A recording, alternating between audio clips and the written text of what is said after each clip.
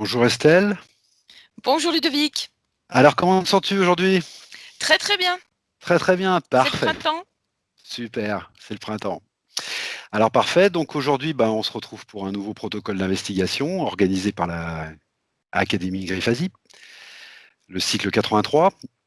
Comme tu sais, différents binômes se prêtent à ces différents cycles d'investigation chaque semaine dans différents pays. Je rappelle d'ailleurs que comme d'habitude, tu connais pas encore le sujet de ce protocole. Oui. Je rappelle également que cette session va se dérouler en deux parties.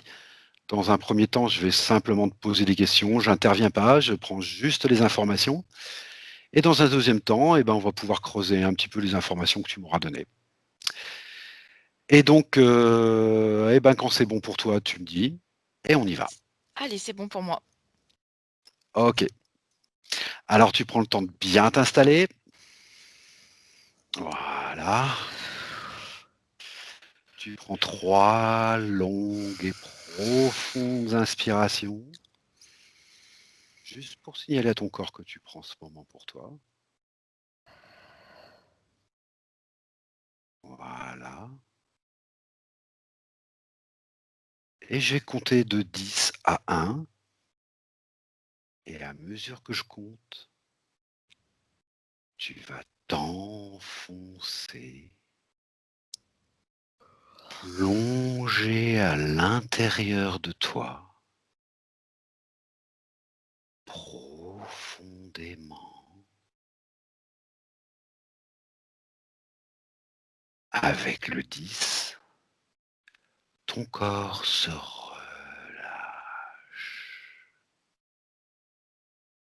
complètement.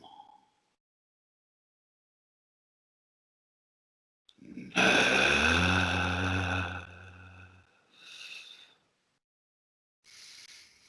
de plus en plus profondément.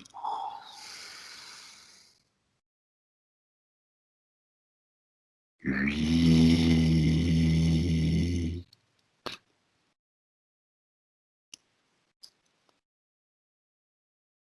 7,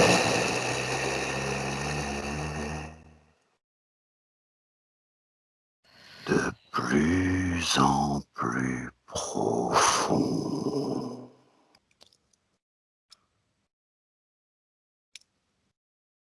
Et tu en profites pour moduler tes fréquences de manière idéale pour toi. 6,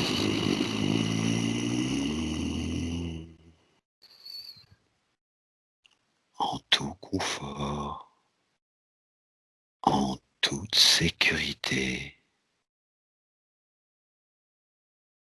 5,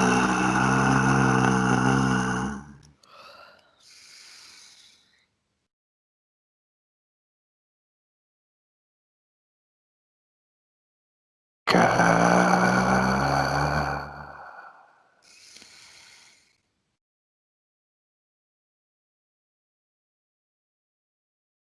3,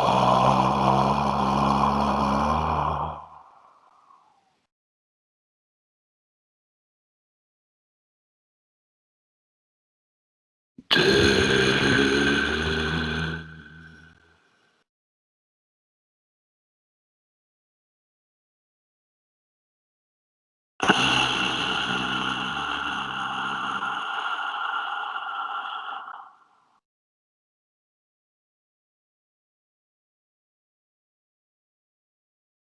et maintenant, je vais compter de 1 à 3.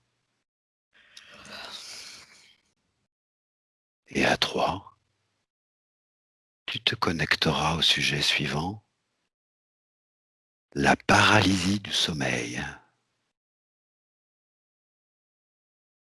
1, 2, 3.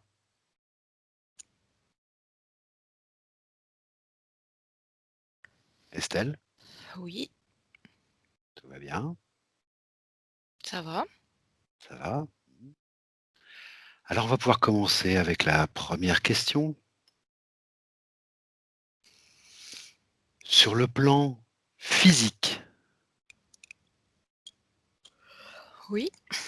quels sont les facteurs ou les conditions qui peuvent provoquer une paralysie du sommeil?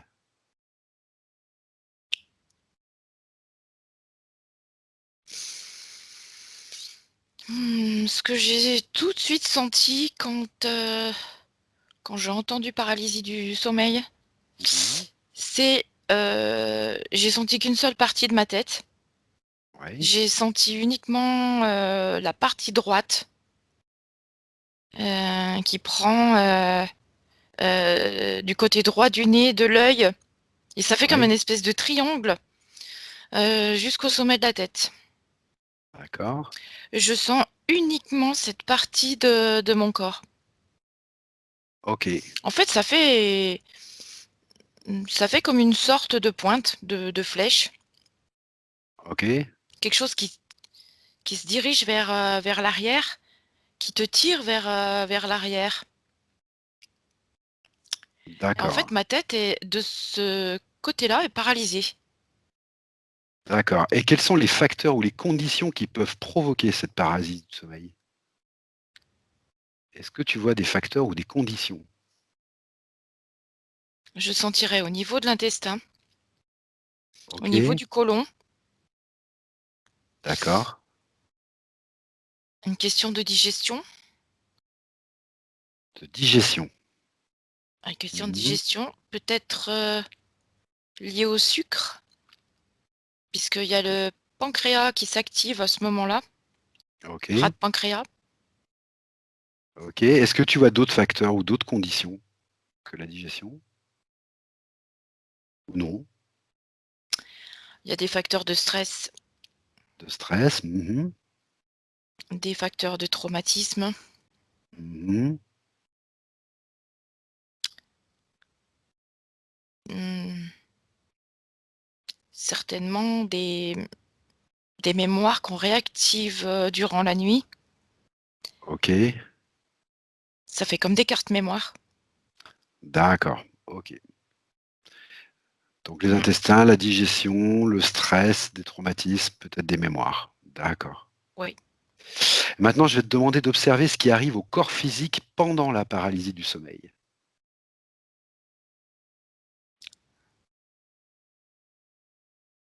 C'est comme si, il était, paralysé. Il Paralysé? devient dur. OK, C'est c'est comme si, peut-être pas dans tout le corps, mais à certains endroits du corps, en tout cas, ça formait des masses très denses d'accord, et qui bloquent, en fait, qui bloquent les circuits d'énergie. Ça d'accord, ne circule plus. L'énergie ne circule plus OK. et c'est comme si ces cartes mémoire pouvaient se réactiver à ce moment-là pour Mmh. durcir, Mmh. ces endroits, peut-être pour les mettre en lumière, en fait, D'accord. pour aider à comprendre, les mécanismes qui se créent.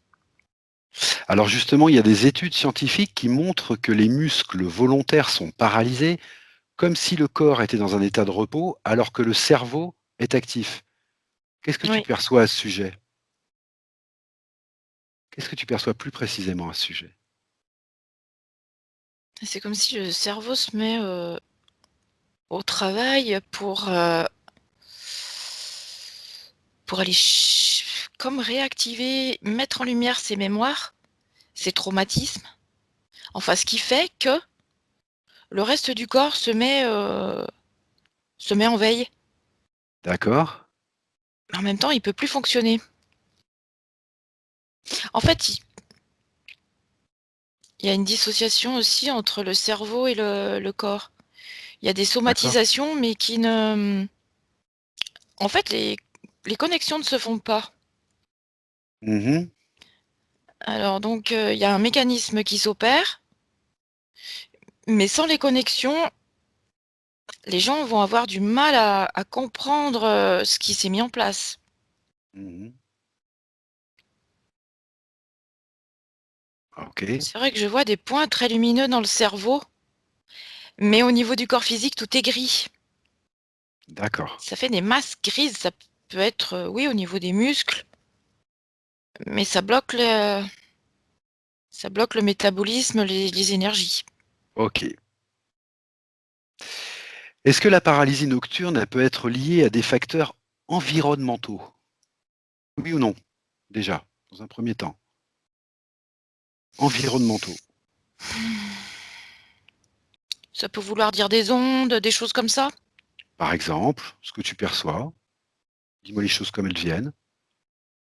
Il peut y avoir un impact au niveau des ondes, mais c'est une petite partie. D'accord. Environnementaux, il peut y avoir une partie de chimie. Chimie, ok. Donc la chimie permettrait aux ondes effectivement de plus, avoir, d'impact. Ça amplifierait. Ça amplifierait l'impact des ondes. Ok. Il y aurait quand même un nettoyage à faire au niveau du corps physique.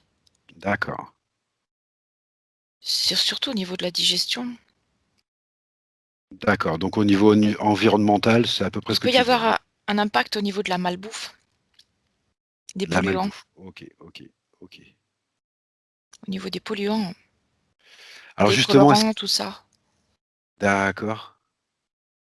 Alors justement, la question d'après, c'était la paralysie nocturne peut-elle être liée à la consommation de substances? Oui ou non? Oui, Oui. c'est Ok. pas la plus grosse partie non plus. Pour la plus grosse Disons partie. qu'elles peuvent réactiver, ces phénomènes de masse, parce D'accord. qu'elles vont bloquer aussi, le métabolisme du corps. Alors va voir et dis-moi un petit peu ce que tu perçois comme substance qui pourrait déclencher ça ou amplifier ça. Il pourrait y avoir, quand même le cannabis d'impliqué. Le cannabis, ok. Cannabis. Les drogues en général ou le cannabis plus Ouais, précisément? les drogues quand même, Les drogues, ok. qui peuvent la cocaïne. Cocaïne, etc. Oui, La d'accord. cocaïne pourrait vraiment, beaucoup amplifier le phénomène. D'accord. Puisque la cocaïne te demande dans la journée d'être actif, D'accord. elle crée un elle crée une activité d'hyperactivité que la nuit, le corps va te demander heu, de relaxer tout ça. Ah ok, d'accord. Et en fait, comme ces substances sont encore, présentes, ça crée, un dysfonctionnement, du corps physique Mhm. et de l'activité nocturne. Ok. Et hormis les S drogues, tu vois d'autres substances peut-être? Ah, excuse-moi, je t'ai coupé, tu avais peut-être quelque chose à rajouter? mmh, les polluants, de l'alimentation qui créent un D'accord, les état polluants d'excitation alimentaires. aussi. Ok, Ouais. d'accord. Dans la nourriture industrielle, il y a énormément de polluants. Ok. Tout ce qui est plat préparé. Il faudrait revenir à quelque chose de beaucoup plus sain Mhm. et comment non seulement plus sain, mais plus simple. D'accord. Ne pas ingérer toutes sortes d'aliments et autres substances, dans la journée. On dirait que cette paralysie incite aussi, par exemple, dans la journée, le corps à aussi se mettre un peu au repos. Qu'en fait, il peut pas D'accord. tout faire la nuit. Mhm. Il peut plus, le sommeil, en fait, ne peut plus remplir son rôle, de relaxant. Ok, Tellement il y a de phénomènes impactant tout ça. parfait. Alors la prochaine question, tu m'as déjà un petit peu répondu, mais on va y revenir. La paralysie nocturne peut-elle être liée à des facteurs stressants ou traumatiques? Complètement. Pour moi, c'est la plus grosse part. C'est la plus grosse part? C'est la plus grosse part et en fait, selon, nos mémoires traumatiques, Mhm. on va faire on ne va faire que réactiver ça en fait, de par, heu,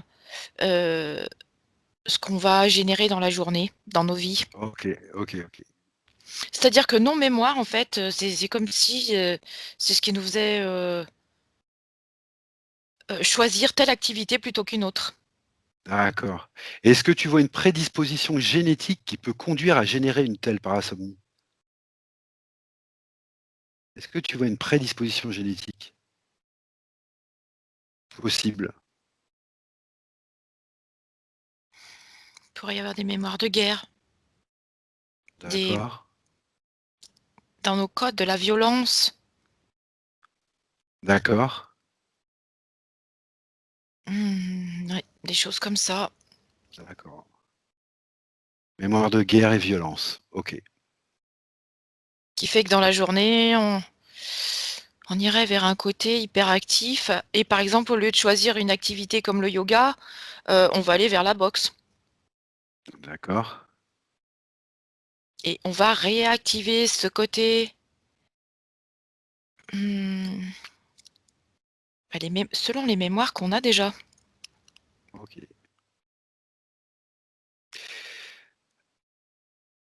Alors, nouvelle question. Des troubles gastriques dus à des aliments non digestibles, une suralimentation ou une consommation abondante d'alcool peuvent-ils peuvent-ils créer ou co-créer ce phénomène? Oui, Oui. OK. oui. Et maintenant, tu vas observer sur le plan métaphysique. Que perçois-tu ou que visualises-tu lié à ce phénomène? Sur le plan métaphysique, cette fois. Ça fait comme des petites flèches qui arrivent, dans le corps physique. Oui, Des petites flèches de partout qui arrivent tac, tac, tac. Comme d'accord. pour, faire des petits électrochocs Mmh. qui activent encore ce côté, stress permanent. Tac, tac, c'est comme D'accord, s'il y avait un stimuli dans la journée. Tac, tac, d'accord. ton corps est stimulé en permanence et donc la nuit, le corps, ne peut même plus, arriver à désactiver tous ces stimuli D'accord. et ce qui fait que ça lui induit un état de stress où on retrouve ces masses quelque part qui font comme des nœuds OK. et et que le corps n'arrive plus à se détendre en profondeur au niveau des muscles et des circuits d'énergie. OK. Alors, est-ce que cette paralysie du sommeil peut provoquer des expériences hors du corps?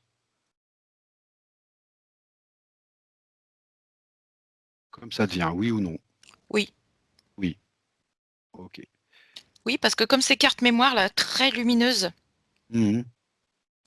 qu'on devrait arriver à comprendre, on devrait arriver à avoir une information par rapport à ça, c'est ce qu'elle Mmh. nous demanderait de faire.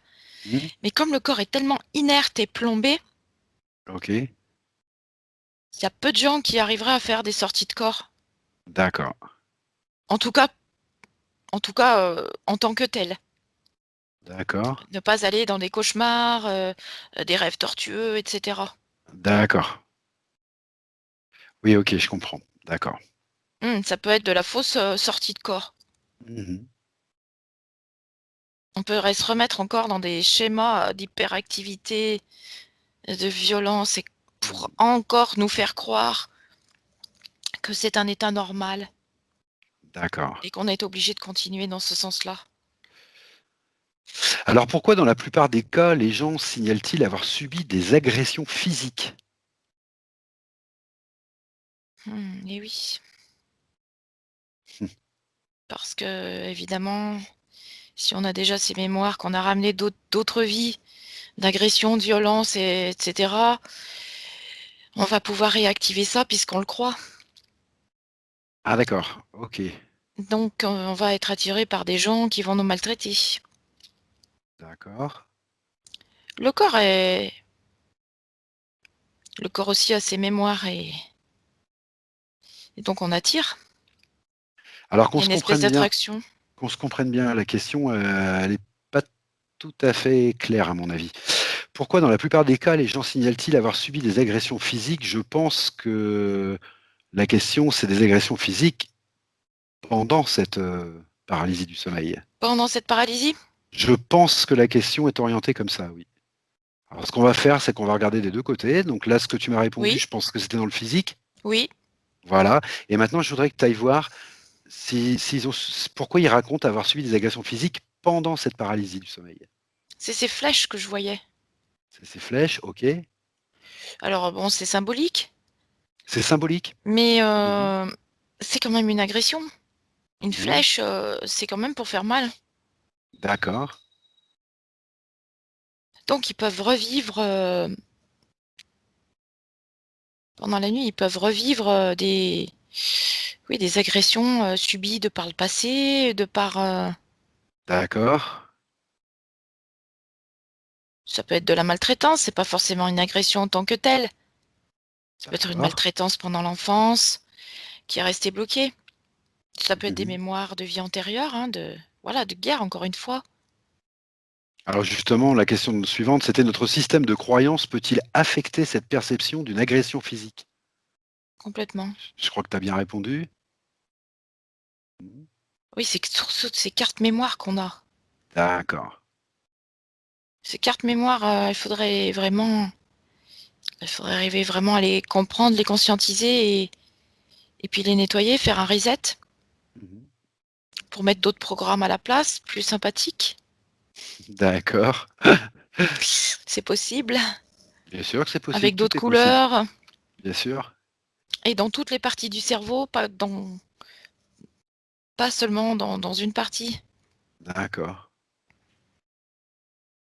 Non, on a une partie du cerveau qui est impliquée Oui, c'est ce que tu m'as dit au et départ, on oui, se fie apparemment. à ça. La conscience, c'est pas de partout, en fait, c'est ça qui est dommage aussi. Mmh. Il faudrait mettre la conscience de partout. Mmh. Mais en même temps, la nuit, voilà, ce qui se passe, c'est qu'on réactive,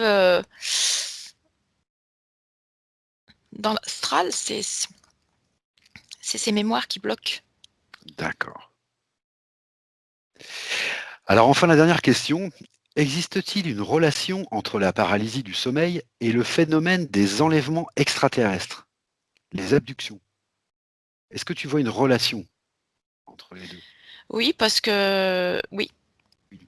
oui, OK. parce qu'à ce moment-là, comme, le corps est comme, paralysé, Mmh. ça fait des espèces de comme si à certains points on était accroché à notre lit Mmh. et ce qui fait qu'on ne peut pas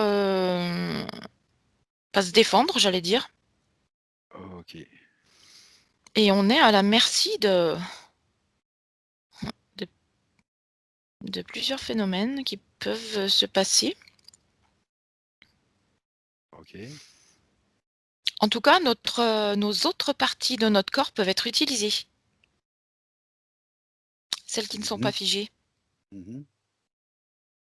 Elles peuvent être utilisées par certains personnages, on va dire, selon ce dont ils ont besoin à ce moment-là, parce que je vois des parties lumineuses quand même. Mmh. Ils peuvent utiliser aussi ces cartes, hein, qu'on voit. OK. Mmh. Ils peuvent utiliser ces cartes pour informer d'autres personnes. Pour informer d'autres personnes? Oui, D'accord. selon leurs besoins, selon ce dont ils vont avoir besoin pour faire d'autres expériences et puis se nourrir. Ouais. D'accord. On est dans un Ah, phénomène, je trouve pas le mot, mais, heu, on est dans un comment dire ça? C'est des gens qui nous utilisent, ils sont là que pour eux. mmh. C'est pas du tout un partage D'accord.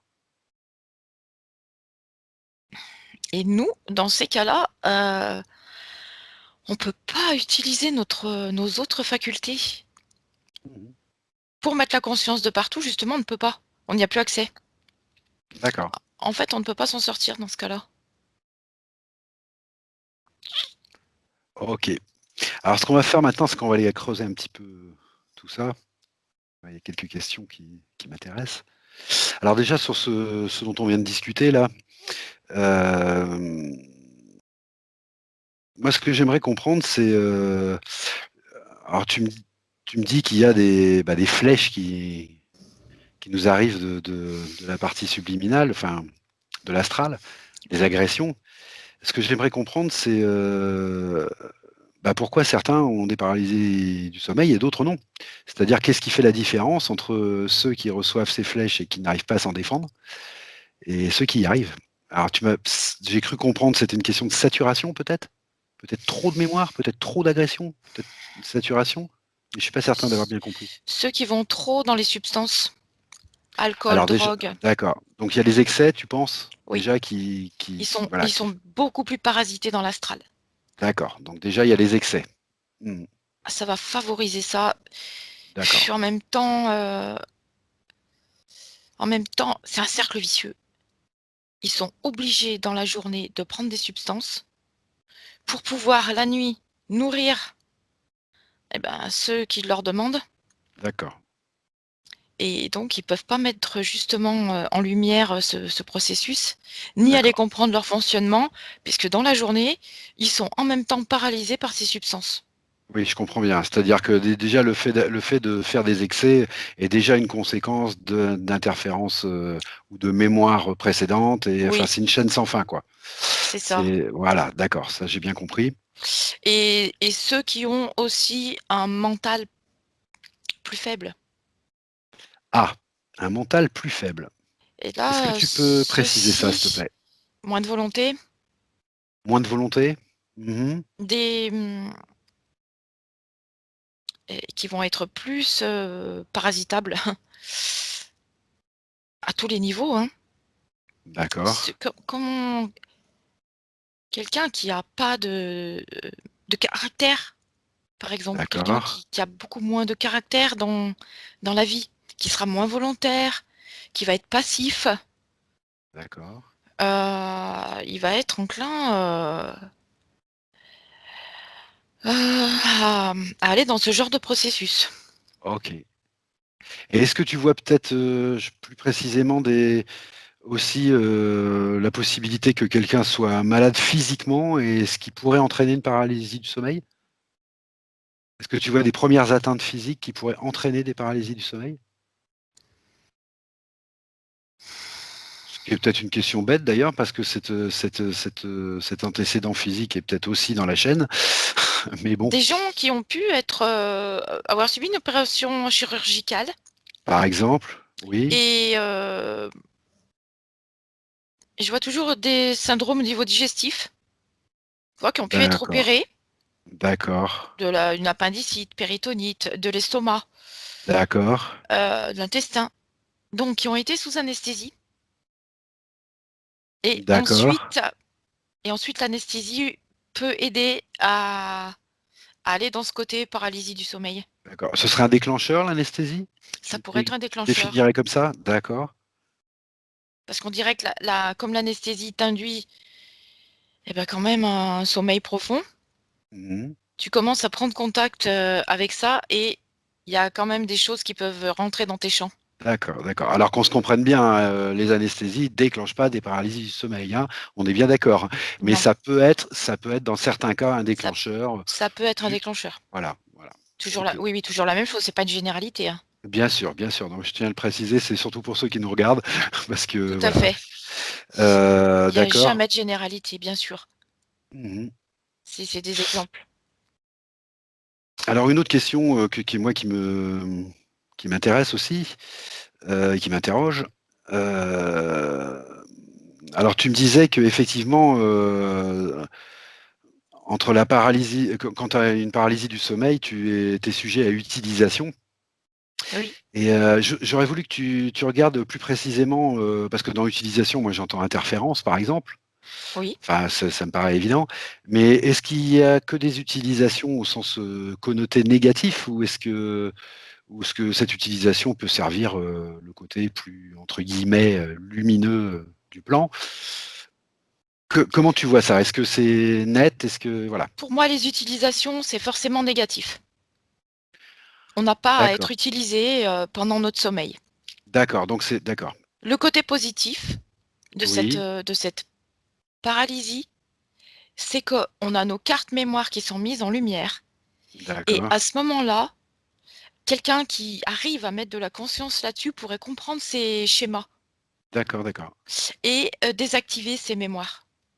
Parce que tu m'as parlé de entre guillemets, alors je prends pas le mot utilisation, j'ai bien compris que pour toi il est forcément négatif, je trouve pas le terme là tout de suite, mais tu m'as parlé aussi d'être lumineux tu m'as dit des fois c'est pas forcément négatif ces enlèvements extraterrestres, des fois c'est plus lumineux ou alors que quel mot tu mettrais là-dessus alors? Non, c'est le corps qui a des parties lumineuses. Oui, Tu as dans ce qui se passe dans la paralysie, c'est que tu as des endroits du corps qui sont très denses, oui, très, gris, comme une masse où rien d'accord, ne peut plus passer et d'accord, qui, cloue le corps physique. d'accord, Et tu as d'autres parties dans le corps physique qui sont lumineuses d'accord. et c'est ces parties-là que je vois utilisées, qui Ah peuvent d'accord, OK, servir d'accord, voilà, parce que là, ces parties-là sont positives à ce moment-là et elles sont utilisées d'accord. Alors de à ce quelle manière? moment-là. C'est de la nourriture énergétique pour, c'est des d'autres Ouais, ils font êtres? des C'est expériences avec. expérience, nourriture? D'accord, OK, Expérience, OK. nourriture. D'accord. OK, toujours la même chose. Ouais D'accord. et par contre, si voilà, si ça devait être le côté positif pour l'être humain, Oui, ça serait de mettre en lumière tout ce positif-là à son service, d'accord, pour aller désengrammer les parties, sombres. d'accord. Ce qui sous-entend prendre conscience de ce qui se passe, Prendre prendre conscience conscience et de ses peut-être, mémoires, de ses traumatismes, de ses stress, de qui peuvent tout être ce qui a déclenchées accumulé. pendant la nuit et qui peuvent être mises en œuvre en thérapie. OK, d'accord. Parce que si on n'y arrive pas tout seul, ce que je peux comprendre, hein, Mmh. dans la ce qu'on peut mettre en lumière la nuit, on peut le travailler, le jour, avec un thérapeute. D'accord, Il d'accord, faut aller désengrammer ces parties, coincées. d'accord. Alors maintenant, j'ai une petite question qui est un petit peu plus personnelle. Dans ma culture personnelle, il se trouve que j'ai lu un livre de Maupassant. Alors c'est peut-être pas forcément le plus connu, mais je me demandais s'il parlait de ce sujet-là, en fait, parce que je crois que lui n'avait pas trop de références pour, savoir de quoi il parlait vraiment. C'est un livre qui s'appelle Le Horla. Est-ce que tu crois que tu peux aller voir un petit peu, de quoi il retourne? Un livre de Guy de Maupassant qui s'appelle Le Horla et je pense qu'il parle d'épisodes de paralysie du sommeil. On dirait qu'il essaye de sortir des choses de son corps pendant la nuit Voilà. ou de son corps Parce qu'il parle d'agression physique ou aussi, du pendant la cerveau.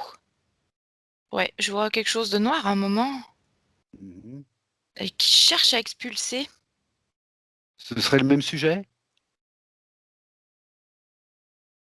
En tout cas, il pourrait s'agir d'un processus qui s'opère pendant la nuit, peut-être pas forcément jusqu'à la paralysie, mais pourquoi pas? En tout cas, Mmh. de phénomènes qui se produisent pendant la nuit et pendant le sommeil. D'accord. Alors je t'ai pas donné le titre peut-être si, mais Or là, peut-être qu'il va oui, Horla, oui, il va oui, peut-être te parler. Voilà. oui, oui, ça me parle. C'est OK. justement Est-ce que tu vois ce qui moi aurait je pu vois une déclencher flèche ça qui chez lui? laissait moi je quand tu m'as dit «or là», c'est Oui, comme si tu veux, le mot «or» était dans le noir et oui. le «là», était, plus, Ah! en OK, couleur OK. et je vois une flèche blanche qui ressort de tout ça, mais une flèche arrondie, en fait, comme quelque Mmh. chose qui demanderait à peut-être qui cherche à sortir une agression qu'il a vécue, à la mettre hors D'accord, de son corps. OK. Alors je sais pas comment c'est orthographié, «or là». Horla dans le même mot, mais je pense que c'est un Ah oui, assemblage effectivement de hors, là, je d'accord. pense. Voilà. Je crois il avait du mal à définir ce que c'était en fait, donc voilà, il a gardé ce terme, Moi, je vois comme quelque chose qui voudrait sortir de ses mémoires ou de son corps, carrément. OK, d'accord, d'accord. Bon, ça correspond à peu près à ce qu'il raconte. Alors c'était une curiosité, hein, mais voilà, bon. Heu, est-ce Dernière peut-être curiosité peut-être, tu peux peut-être voir ce qui déclenche ça chez lui? Est-ce que c'est des habitudes, des toxiques, des polluants, de la chimie, des mémoires, des Si tu as l'information, hein, sinon Est-ce c'est qu'il avait un pas côté grave. dépressif? Oh, je pense, oui. On dirait que c'est ce côté dépression chez lui Mmh. OK, qui, d'accord, en fait, justement, il est dépressif parce qu'il n'arrive pas à sortir, quelque chose qui le gêne, d'ac qui le hante, je dirais. d'accord, On dirait qu'il est habité, oui, carrément. d'accord. Donc voilà, petite curiosité personnelle. Oui. Est-ce que j'avais d'autres questions à te poser moi? Ah bah, il y en aurait des milliers de toute façon, mais, heu, voilà, donc, non, pour moi, ça me paraît assez clair. Est-ce que toi, tu aurais quelque chose à rajouter à ce sujet? Quelque chose qui te paraît important ou que tu aurais vu entre-temps et que tu aurais pas eu le temps de me dire? Ou Mmh, quelque chose qui te paraît important à souligner peut-être? Ou non? disons que le fait, peut-être de tu vois, d'en parler aujourd'hui, que Mmh. plusieurs personnes, vont le faire, vont traiter le même sujet, ça pourrait, aider à déclencher certains processus de guérison.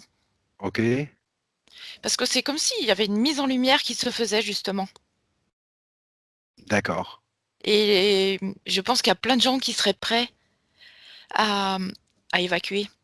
d'accord. Et qu'est-ce que tu penses de la technique, méthode Grifasi justement pour ce domaine-là, par exemple? Ça pourrait être tout à fait approprié. Tout à fait approprié? Mmh. Oui D'accord. et ouais et puis des techniques de visualisation, De visualisation aussi? ouais. Mmh. Puis de relaxation, que les gens puissent commencer à se relaxer, chez eux, arrêter un peu de courir là, dans la journée. D'accord. En fait, tout ce qui peut empêcher la réactivation, de cette violence ou de ce stress ou de ces Ouais, flèches. ouais, Voilà. oui, tout à fait. Méditation par exemple? Oui, Oui, qigong, enfin des choses comme ça, des pratiques, douces, c'est d'après ce que ça. je comprends? Voilà. Après faire un nettoyage du corps physique, hein, Et un arrêter les nettoyage polluants. et un nettoyage du corps physique. D'accord. Essayer de manger, des peut-être des légumes, sans trop de pesticides, d'engrais, essayer OK, d'aller vers une nourriture, plus simple. d'accord. Pas mélanger, trop de choses toute la journée. Donc au plan physique ou au plan énergétique, de toute façon, c'est un nettoyage, de fond, en fait, qui permettrait d'enrayer ça, en fait. Ouais. Un nettoyage. Il y aurait quand même des traitements, hein, Il à y aurait quand faire, même hein. des traitements?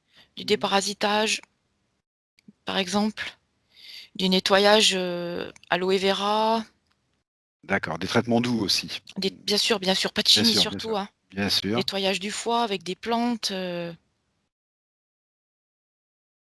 et aller vers une nourriture, saine, hein. Peut-être de l'argile aussi pour absorber les D'accord, polluants et de la d'accord, vitamine C pure d'accord.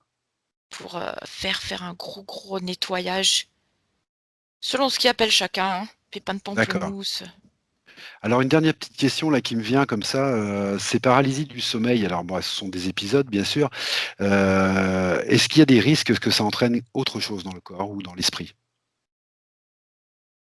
Ça peut Ou est-ce que déclencher des maladies parce que ça le peut corps, au déclencher niveau, les méridiens ne fonctionnent plus correctement. d'accord, Ça bloque, donc ça déclenche, des pathologies, on va dire. d'accord, des pathologies à quel niveau? Alors, bah, je suppose, digestif forcément, d'après ce que tu m'as expliqué, mais pas forcément? Circulatoire, Circulatoire? ouais. D'accord, Je vois la circulation du sang qui se fait mal. OK, Alors il y a quelque chose qui me vient, par exemple, ce serait l'huile essentielle de petit grain, d'accord. qui est un très grand relaxant du système nerveux, sympathique, parasympathique. Alors attends, je vais être un petit peu embêtant, mais tu me dis: «Il y a quelque chose qui me vient, c'est de l'huile essentielle de petit grain». Qui te vient comment? Eh bien, ça serait, par exemple, à utiliser le soir avant, d'aller se Non, coucher, non, voire non, dans non, la non, journée. excuse-moi Estelle, c'est pas ce que je voulais demander, je me suis mal exprimé. C'est moi qui m'exprime mal. Ça me vient Comment comme te vient l'information? Quand tu par me dis: rapport «Ça me vient», par rapport à cette paralysie, d'accord, c'est de la prise d'information que c'est tu quelque fais chose que toi? je capte comme ça, D'accord, OK. qui pourrait être énormément bénéfique, C'est comparable à la prise d'information que tu prends d'habitude? C'est de la même oui, manière que tu prends l'information? oui, D'accord, OK. Excuse-moi, ça je vérifie, j'ai mais parce senti ça que d'un coup là, comme voilà, ça d'accord, d'accord. et à utiliser même dans la journée pour aider le corps à relâcher. D'accord, Ça pourrait aider le corps à se relaxer et à ce que ces masses sombres aient moins de prise. d'accord. On peut en mettre un petit peu dans le nez parce que ça OK, donne l'information au cerveau et c'est OK. lui qui est quand même, hein, qui dirige un Intéressant, peu tout ça là.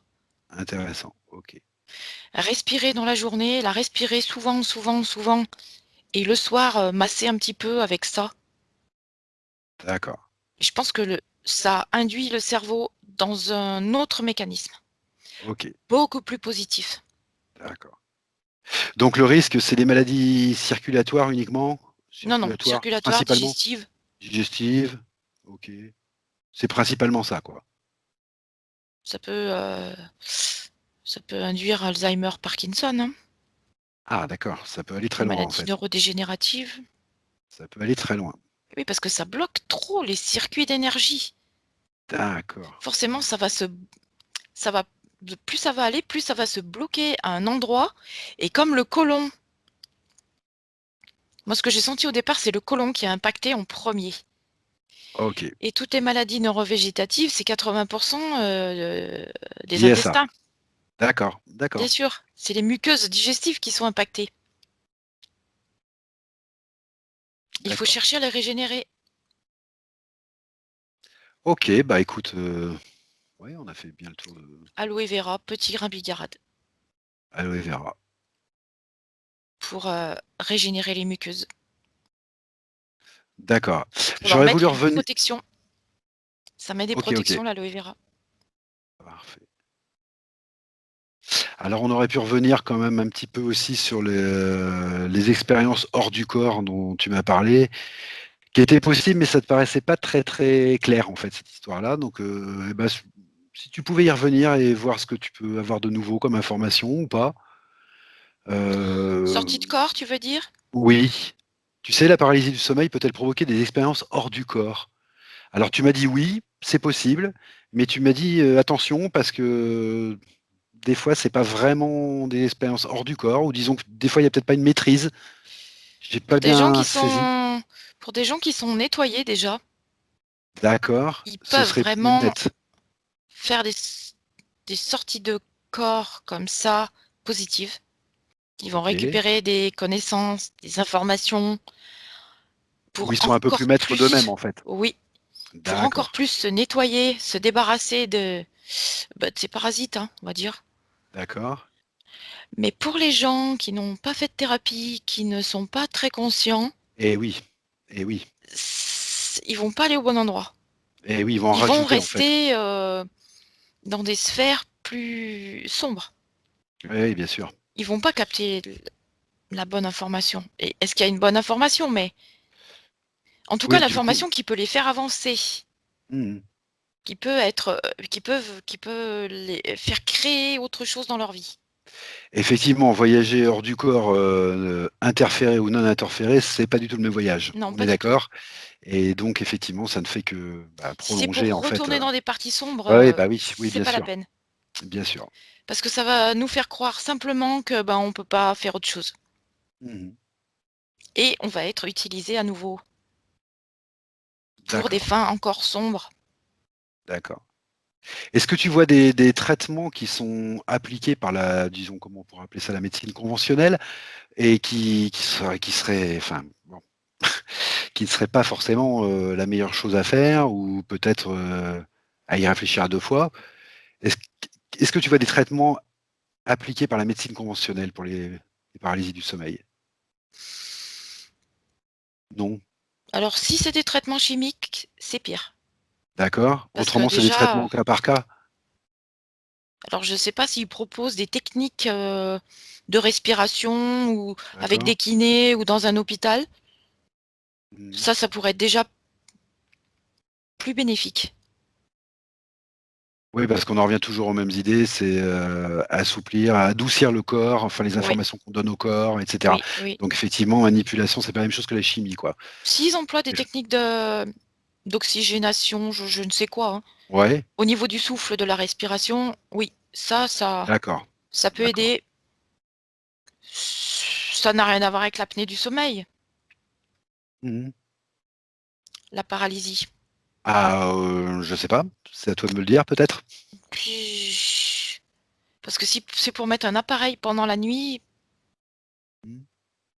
Ça te paraît je pas sens pas ça. Je sens que ça peut créer encore d'autres stress, mmh, qui peut encore bloquer le corps physique.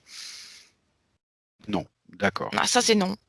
Par d'accord. contre, dans la journée, si les gens, respirent, respirent, respirent ou utiliser un petit appareil, pour Portatif, tu veux dire? s'oxygéner, ça, Oui? c'est bénéfique. Mmh. OK, Ça serait il y aurait peut-être une amélioration à 70. d'accord. C'est dans la même idée de ce que tu m'as dit, relaxation, méditation, oxygénation, en fait. Ouais, et huile C'est essentielle toujours de la petit et grain à huile respirer, essentielle. D'accord. qui va informer le corps autrement. OK, parfait.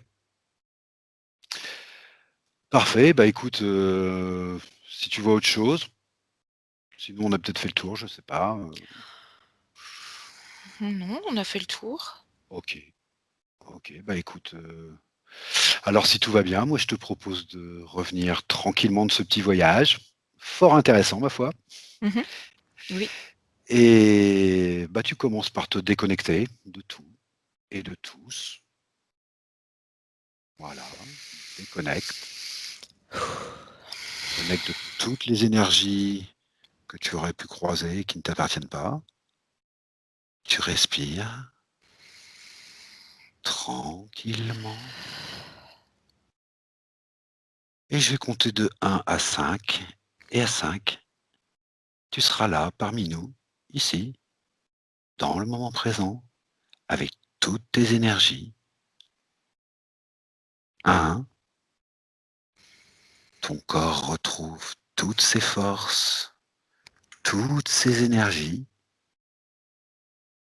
2, tu te sens parfaitement bien, équilibré, centré. Tu retrouves toutes les fréquences que tu aimes. 3, tu te remplis de joie, de confiance, de vitalité, de toutes les émotions dont tu as besoin pour bien continuer cette journée. 4, ton corps commence à bouger, tes mains, tes doigts, tu peux même t'étirer si tu veux. Et 5, quand tu le souhaites, tu peux ouvrir tes yeux. Bienvenue Estelle, au voyage. Coucou le Ludovic. Bonjour. Tout va bien? Tout va bien, très, très Super. bien. OK. Della cosiddetta sessione di ipnosi investigativa. In realtà non esiste una sessione di ipnosi investigativa. Non che non si possa fare investigazione di ipnosi, però è che non esiste una sola sessione di ipnosi per dire si è fatta investigazione, per prendere quell'informazione come buona. Perché? Sappiamo intanto che l'informazione che arriva in ipnosi è molto contaminata, la percentuale di inquinamento dell'informazione è altissima. Pensate a questa informazione che viaggia per tantissime dimensioni, attraversa densità, passa per coscienze che volontariamente o involontariamente possono distorcerla e poi arriva infine alla persona che sta in ipnosi, che ha una coscienza, ha una mente, ha un'esperienza e interpreta questa informazione secondo la sua struttura mentale, secondo le sue credenze, che per quanto si possa essere più o meno liberi mentalmente, liberi pensatori, sempre c'è una parte subliminale che interpreta in base all'educazione ricevuta, alla cultura e perché no, anche tutte le esperienze di esistenze passate che ancora lasciano un segno in noi. Per capirci, è come se dovessimo parlare con un'altra persona immersi nell'acqua, a qualche metro di distanza, cercando di utilizzare un mezzo, che è quello della corda vocale, che è fatto per produrre suoni da trasmettere nell'aria. Noi stiamo utilizzando questo strumento per far passare un'onda sonora nell'acqua o in un liquido.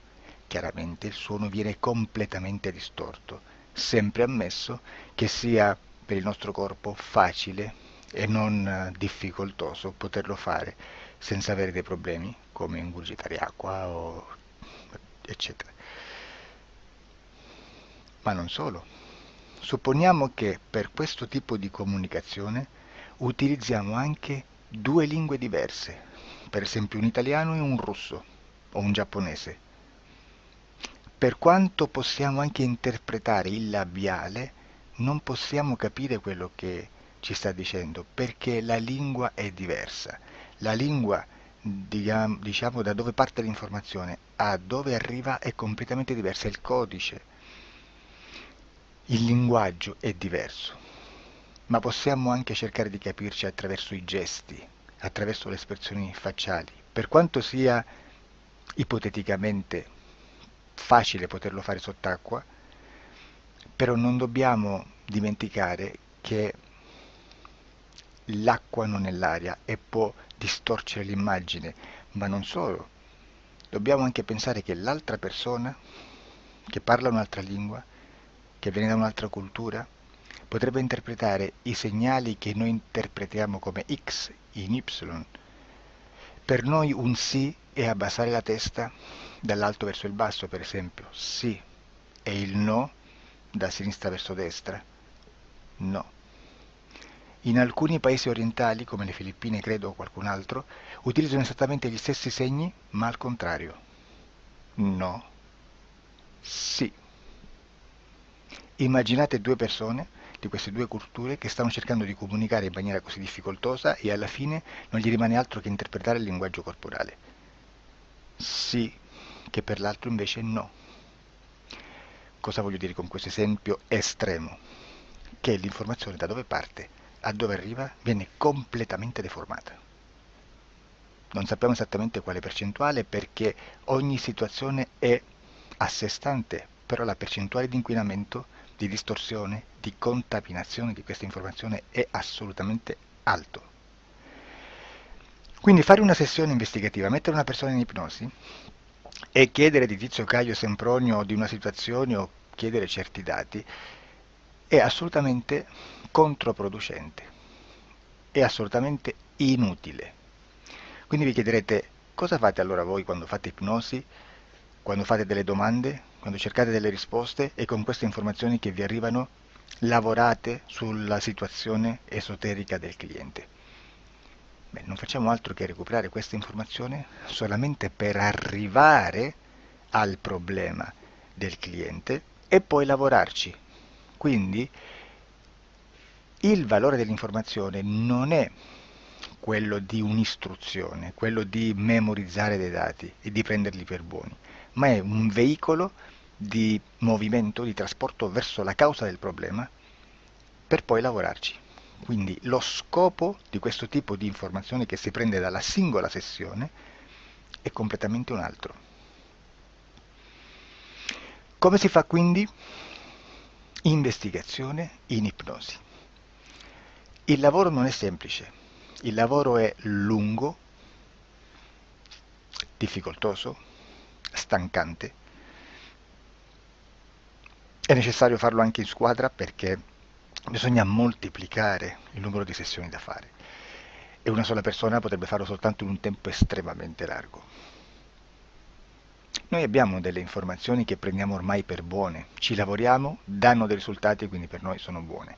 E come abbiamo fatto ad avere queste informazioni? Per esempio, come facciamo a sapere che un extraterrestre chiamato il cosiddetto grigio è più o meno alto X, poi ci sono magari quelli anche un po' più alti, ma hanno un corpo strano, hanno una pelle grigio-verde, hanno degli occhi grandi, a mandorla, neri, senza una pupilla visibile, non hanno quasi bocca, né naso, né orecchie, hanno soltanto delle fessure, non hanno organi genitali, hanno degli arti molto più lunghi rispetto alla proporzione che potrebbe avere il corpo umano, e di solito hanno meno dita delle 5 del corpo umano, eccetera, eccetera, eccetera. O se no prendiamo un altro tipo di essere che possiamo incontrare in ipnosi, come facciamo a dire che hanno delle somiglianze con i rettili, gli animali rettili terrestri, o gli invertebrati, gli insetti terrestri?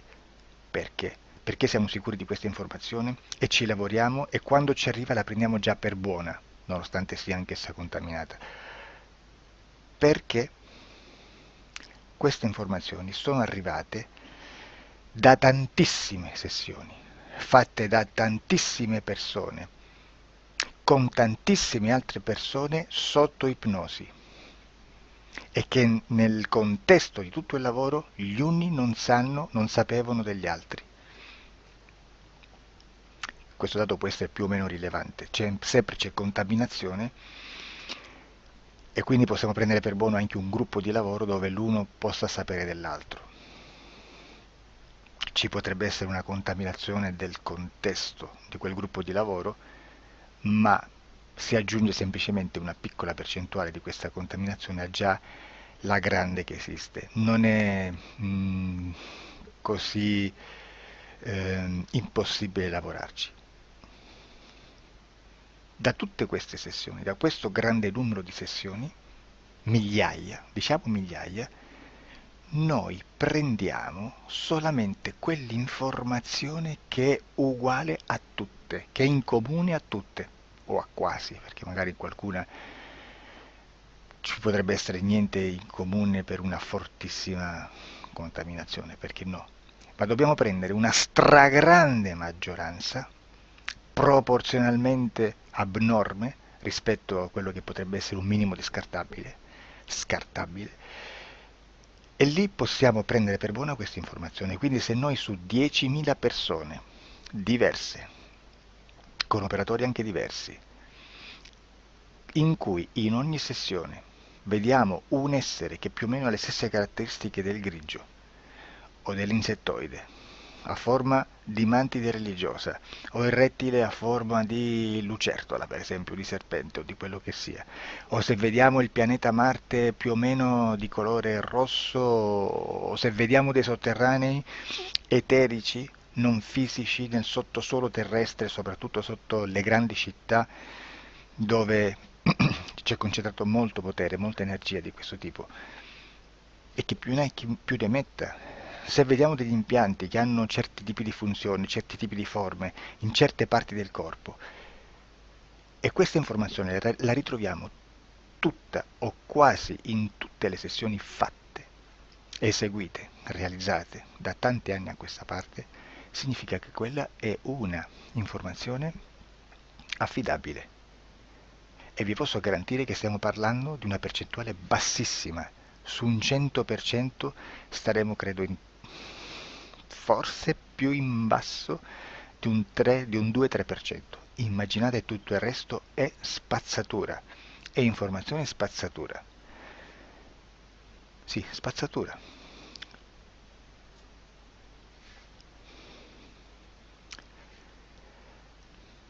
C'è anche un'altra cosa da dire. Supponiamo che un operatore faccia un'ipnosi e voglia andare a vedere cosa fa Tizio, cosa fa Caio, cosa fa Sempronio. Arrivano delle informazioni e si dice che Tizio è biondo, Caio è zoppo e Sempronio è uno sportivo. Intanto già abbiamo detto che una sessione soltanto non serve, d'accordo? Ma poi c'è da dire che una coscienza, un essere, in ambiente subliminale, la sua parte subliminale potrebbe non dare autorizzazione a questa fuoriuscita di informazioni. Mi potreste dire, e allora tu quando chiedi agli esseri cosa fanno, cosa non fanno, Beh, intanto la prendo sempre con le pinze perché abbiamo sempre detto che tutto è molto contaminato e mi serve solo per dirigermi da una parte. Ma c'è anche da dire che se un essere interferisce con l'altro, ha aperto un canale di comunicazione a cui non può ovviare, a meno che non lo recida, non lo annulli. Quindi quando io faccio la domanda a un essere, se lo faccio attraverso l'interferito, mi arriva l'informazione per un canale aperto che sottostà alla volontà dell'interferito. Sulla volontà dell'interferito parleremo in un prossimo video disclosures. Però, se io voglio fare un'investigazione sopra Tizio, Caio e Sempronio che non hanno nessun collegamento, nessuna interazione e nessuna interferenza con il soggetto con cui io sto realizzando l'ipnosi, non è detto che mi arrivi questa informazione. Assolutamente. Potrebbe esserci completamente un muro. Come potrebbe esserci informazioni perché quell'altra parte potrebbe autorizzare comunque. Ma non è detto. E comunque quando ci arrivano informazioni, in una situazione di non interferenza o non interazione, non possiamo sapere esattamente se sono informazioni che ha autorizzato la parte subliminale dell'altra persona o dell'altro essere, o qualche altro essere, qualche altra entità furba, approfitta della situazione, osserva quello che sta succedendo, si mette in mezzo, si fa passare per l'altro e dà informazioni, ovviamente distorte, prima perché poi non è detto che debba conoscerle, e anche se fosse potrebbe manipolarle a sua volontà e a suo vantaggio. E quindi immaginate che situazione ridicola ci si viene a trovare, in quale situazione ridicola ci si viene a trovare in questi casi. Da qui si vede quando un operatore riesce a utilizzare l'informazione in ipnosi come per lavorare su un soggetto. Da qui l'osservatore attento delle sessioni di ipnosi riesce a capire se quell'ipnosi è un'ipnosi affidabile, un'ipnosi con un livello di informazione certa, con una alta percentuale di informazione certa.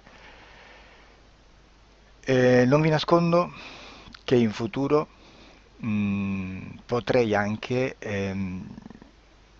impostare un lavoro per decifrare che livello di certezza di informazione c'è in un'ipnosi, analizzandola e spiegando il perché, spiegando i meccanismi di analisi di un'informazione in ipnosi, che poi anche è molto istintivo.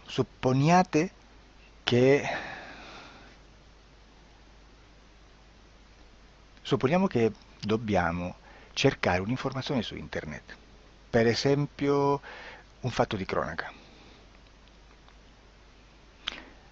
Voi preferite mettervi su un sito ufficiale? A caso.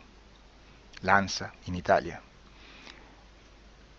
ADN Kronos, qualche telegiornale che per quanto possano manipolare l'informazione ad alti livelli, comunque possiamo dare affidabile la fonte dell'informazione che viene trasmessa. Non possono trasmettere una bufala sicuramente. Verrà sicuramente manipolata ad altri livelli.